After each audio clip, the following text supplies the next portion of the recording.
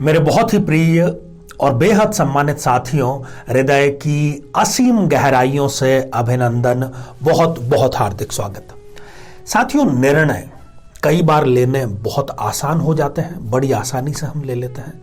कई बार ऐसे पेच फंस जाते हैं जिंदगी में कि हम निर्णय नहीं ले पाते और यही दुविधा हमें तनावग्रस्त कर देती है। और जब ये दुविधा दाम्पत्य जीवन में हो तब तो फिर कहना ही क्या।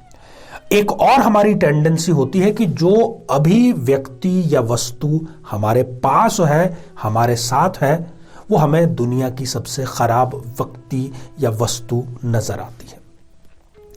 हमें ऐसा लगता है, हम ऐसी कल्पना में खोए रहते हैं कि भविष्य में इससे भी बहुत बेहतर होगा, अवश्य होगा, मैं इससे इनकार नहीं कर रहा, परंतु हमेशा ऐसा नहीं होता है। यदि हम विवेकपूर्ण निर्णय लें तो हम परिस्थितियों को ठीक कर सकते हैं। साथियों, इस श्रृंखला में हम यही प्रयास कर रहे हैं।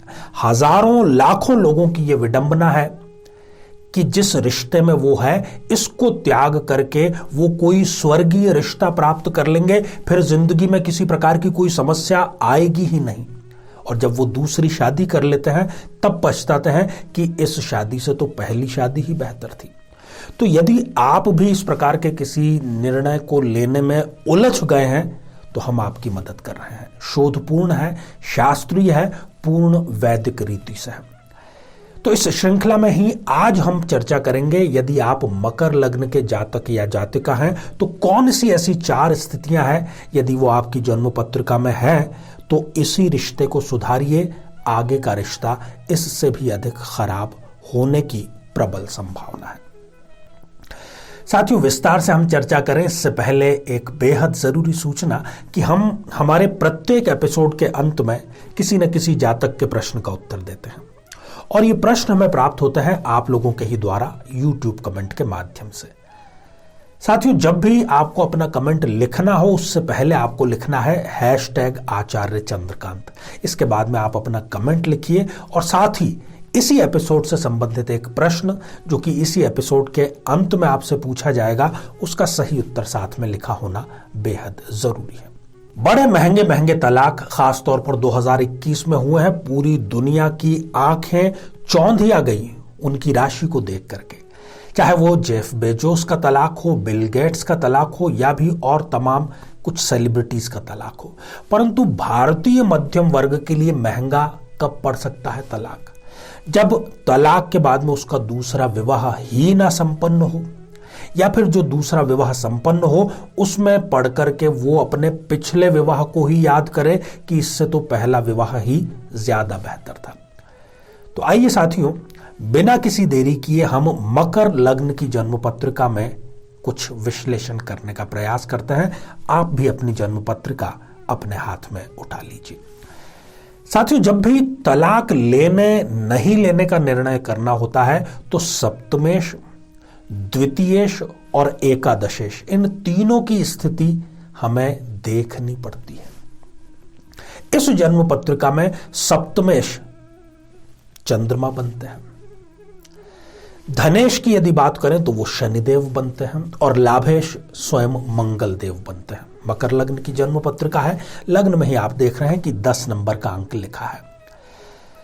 अब सबसे पहली स्थिति, यदि चंद्रमा, शनि और मंगल इन तीनों में से कोई भी 1, 2 या तीनों ही त्रिक भावों में जाकर विराजमान हो जाए, जैसे कि 6ठे, 8वें या फिर 12वें भाव में, तो गलती से भी आपको प्रथम विवाह का त्याग करने की विचार मन में नहीं लेकर के आना चाहिए।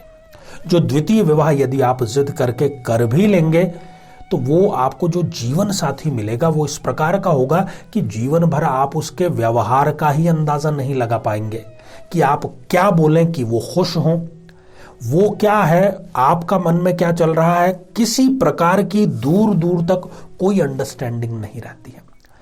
बल्कि जो जीवन साथी है वो नेगेटिव विचारों से स्वयं भरा रहता है और आपसे भी वो जब जब बात करेगा आपको भी डराने और नेगेटिव करने का ही कार्य करेगा। बहुत ही छोटी सोच का व्यक्ति वो आपको द्वितीय बार में मिलता है व्यक्ति। कई बार वो हिंसक भी हो सकता है। पूर्णिमा के आसपास खास तौर पर उसको इस समस्या का बहुत बड़ा स्वयं सामना करना पड़ता है, अवसाद का, और वो अपने अवसाद को दूसरों पर भी निकालता है।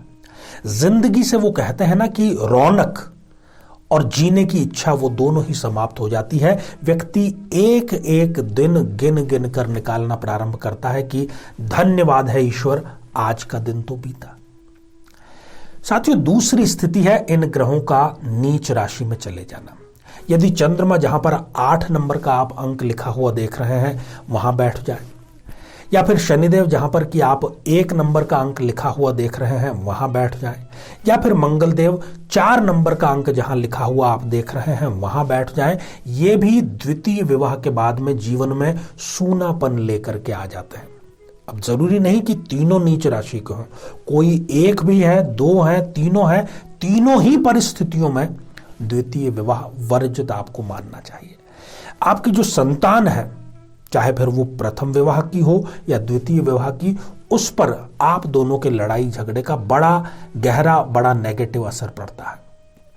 और जो संतान है वो स्वयं ही माता पिता का सामना विरुद्ध ढंग से करने लगती है, उनके आदेशों की, उनकी बातों की अवहेलना करना प्रारंभ करती है। और जीवन साथी भी दकियानुसी सोच से ग्रसित रहता है और उसको आपसे कोई परवाह नहीं होती कि उसके किसी कार्य से आप खुश हो रहे हैं या दुखी हो रहे हैं। साथियों, तीसरी स्थिति, यदि इन तीनों ही ग्रहों में कोई 1, 2 या तीनों ही 0 डिग्री के या फिर 28, 29 डिग्री के हो जाएं, तो जो द्वितीय विवाह के बाद में आपको जीवन साथी मिलेगा वो एक्स्ट्रा मैरिटल अफेयर उसके अवश्य ही चलते होंगे। बल्कि इतना ही नहीं, वो एंटी सोशल भी होगा। उसका जो रवैया है वो बड़ा ही गैर जिम्मेदार होगा। और द्वितीय विवाह में एक चीज आपको जरूर मिलेगी कि आप अपना जो बुढ़ापा है उसको स्वयं खराब कर लेंगे। आपने जो इज्जत इतने वर्षों में कमाई थी, इतना कार्य करके कमाई थी, उस पर पानी फेरने का कार्य दूसरी शादी आपके जरूर कर देगी।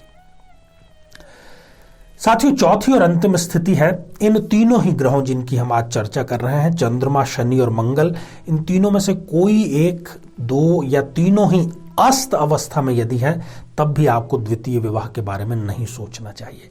द्वितीय विवाह के बाद में आपको अपमान के जहरीले घूंट जरूर पीने पड़ सकते हैं। जीवन आपके लिए एक समझौता बन करके रह जाता है। आप इस पशुपेश में रहते हैं कि दूसरी बार भी मुझे तलाक ले लेना चाहिए या नहीं ले लेना चाहिए। जीवन साथी आपको नियंत्रित करने का प्रयास करता है और संपत्ति के विवाद में आपको डालने का कार्य भी वो करता है। देखिए, यहां पर कोई आपको डराने का कार्य नहीं किया जा रहा। जिंदगी आपकी है, डिसीजन आपको लेना है। मेरा कार्य है केवल आपको सूचित करना, क्योंकि जब तक जो घटना हमारे साथ में नहीं हो चुकी होती है, हम उसको लेकर के बड़े गलत फहमी में, बड़े खुश फहमी में रहते हैं और बाद में जाकर के पछताते हैं। यही मनुष्य की फितरत है। खैर, तो साथियों, श्रृंखला हमारी जारी है। यदि आप अपने लग्न से संबंधित एपिसोड देखना चाहते हैं तो यहाँ आई बटन में हमने उसका लिंक प्रोवाइड किया है, यहाँ जाकर के आप देख सकते हैं। आइए साथियों, अब हम बढ़ते हैं आज के हमारे कमेंट के चरण की ओर। आज हमने कमेंट शामिल किया है रविंद्र शर्मा जी का, जो कि इन्होंने लिखा है पूना, महाराष्ट्र से। आपने पूछा है कि क्या सरकारी नौकरी का योग आपकी जन्म पत्रिका में है या फिर आपको कोई व्यापार करना चाहिए। रविंद्र जी, सरकारी नौकरी का योग आपकी जन्म पत्रिका में था। लग्नेश मंगल स्वयं मित्र की राशि में केंद्र में ही विराजमान है, परंतु वो योग अब बीत चुका है। इसलिए बेहतर यही रहेगा कि आप प्रॉपर्टी के बिजनेस में कार्य करें और इसमें निश्चित रूप से आपको सफलता अवश्य ही मिलेगी। तो साथियों, अब आज का बेहद ही आसान सा प्रश्न। आज हमने चर्चा की मकर लग्न की, चर्चा की कुछ परिस्थितियों की जबकि व्यक्ति को विवाह में बना रहना चाहिए, तलाक के बारे में नहीं सोचना चाहिए, उसको ही ठीक करना चाहिए। तो मकर लग्न में सप्तमेश कौन सा ग्रह होता है?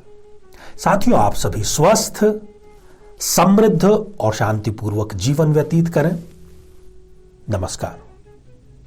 जीवन में किसी समस्या का सामना कर रहे हैं, जैसे कि शादी में देरी होना, पति पत्नी में मनमुटाव या तलाक तक की नौबत आ जाना, संतान का प्राप्त न हो पाना, नौकरी या धन प्राप्ति में बाधा आना, जीवन के प्रत्येक क्षेत्र में किसी न किसी प्रकार की बाधा आना, तो आज ही अपनी जन्म पत्रिका का संपूर्ण विश्लेषण करवाएं और पाएं समस्या से सदैव के लिए मुक्ति।